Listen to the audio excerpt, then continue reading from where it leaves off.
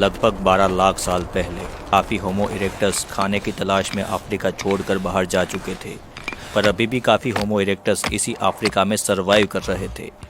एक ग्रुप सूखी नदी के किनारे, जिसमें बस थोड़ा पानी बचा था, उसके किनारे पर बैठा था और अपने पत्थर घिस रहा था।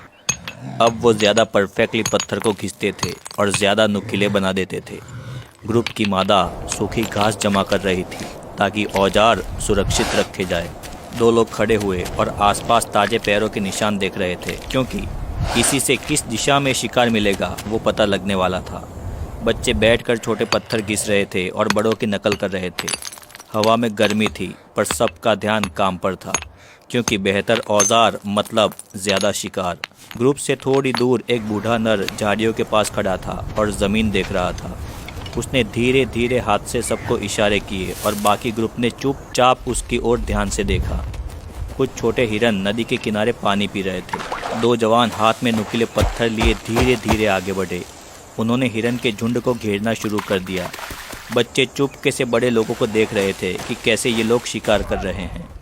ग्रुप ने एक कमज़ोर हिरन को घेरना शुरू कर दिया और नज़दीक जाकर उस पर हमला करके उसे पकड़ लिया।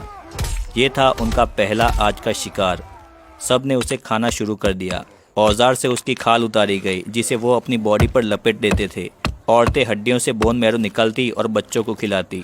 सब लोगों का पेट अब भर चुका था, पर थोड़ा खाना अभी भी बचा था। इस बचे हुए खाने को सब ने उठाया और अपने साथ लेकर आगे चलने लगा। चलते चलते शाम हो गई थी।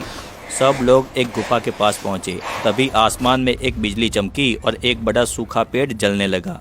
बूढ़ा नर इसी वक्त का तो इंतजार कर रहा था। उसने तुरंत जहां पर आग लगी थी वहां दौड़ लगाई और एक जलती लकड़ी को लेकर गुफा में आकर उस जलती लकड़ी को बीच में रख दी। इसको पता था कि आग को जलाए रखने के लिए सूखी घास और लकड़ी की ज़रूरत होती है।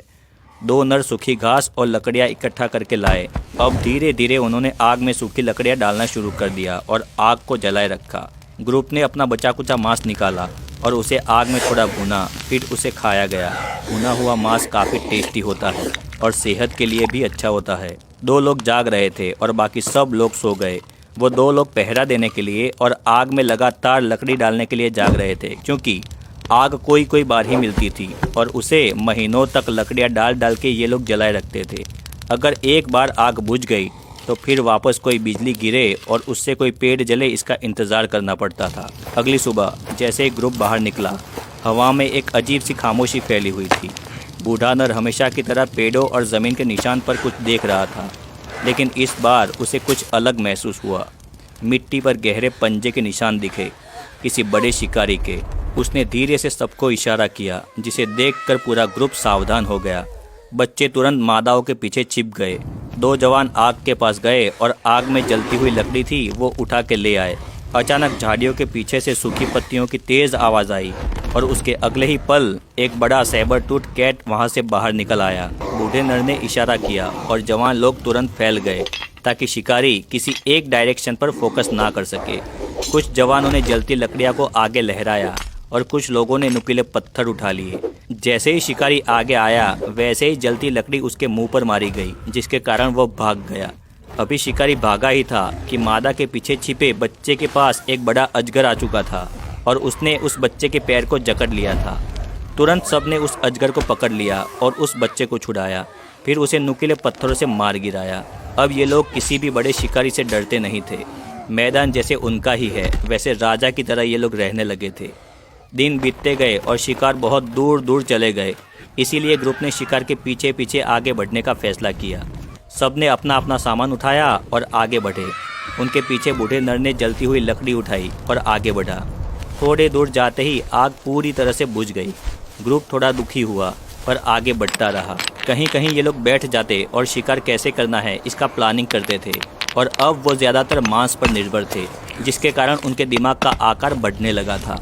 वो पहले से बहुत चालाक हो चुके थे। लाखों साल ऐसे ही बीतते गए और नई पीढ़ी जो पैदा होती गई वो चालाक होती गई और उनमें काफ़ी बदलाव भी आता गया। अब उनमें ज़्यादा समझ थी और बड़ा दिमाग था।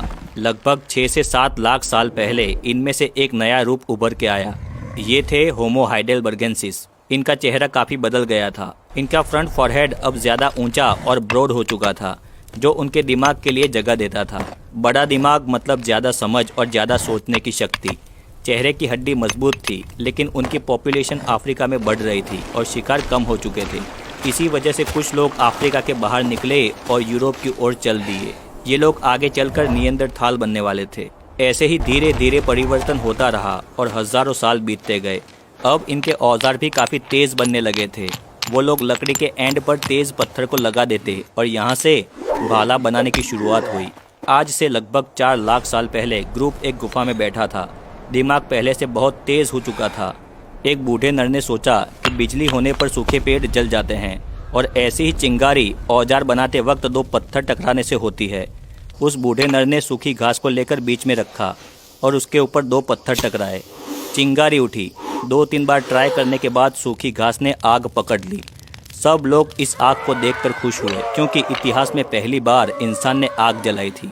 अब ग्रुप के सभी लोग 2 पत्थर लेकर आग जलाने की प्रैक्टिस करने लगे। बच्चे इन्हें देखते रहते। अब इंसान आग जलाना सीख चुके थे, पर अभी भी भाषा बोलना नहीं सीखा था। धीरे धीरे पीढ़ियाँ गुजरती गई और बच्चे और डेवलप होते गए। अब टाइम आ गया था। लाखों साल का इंतज़ार खत्म हुआ और लगभग 3 से 3.5 लाख साल पहले कुछ लोग ज़्यादा एडवांस हो गए। उनके दिमाग के साइज़ में और ग्रोथ हुई। अब उनमें कॉम्प्लेक्स सोच, प्रॉब्लम सॉल्विंग और बातचीत करने के लिए इशारे करने और उन्हें समझने की सूझबूझ डेवलप हो चुकी थी। ये थे होमो सैपियंस, यानी पूरी तरह से इंसान। तेज़ दिमाग वाले, सबसे चालाक। बंदर में से अब पूरी तरह से इंसानी रूप धरती पर बन चुका था।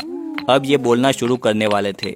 लगभग 2 से 3 लाख साल पहले इंसानों ने बोलने की शुरुआत कर दी थी। सुबह का वक्त था।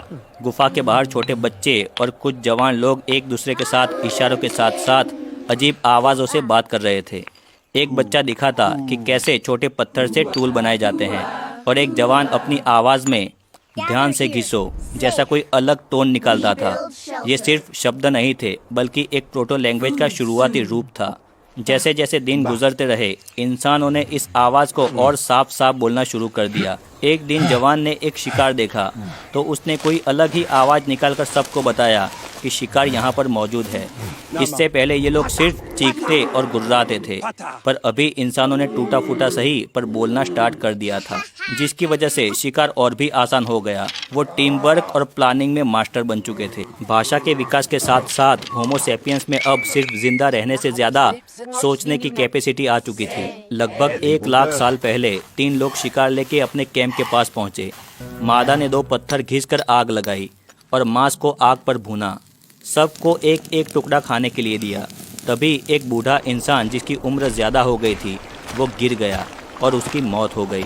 सब ने उसको उठाया और एक जगह लेटा दिया। उसके बाद ग्रुप के कुछ लोगों ने अपने शार्प औजार से बाजू में एक गड्ढा खोदना शुरू कर दिया। गड्ढा खोदने के बाद उस बुजुर्ग की लाश को इंसानों ने उठाया और गड्ढे में दफनाया। उन्होंने दफन किए गए बूढ़े नर के साथ उसके औजार, उसके कपड़े और लाल गेरू जैसे रंग भी रखे।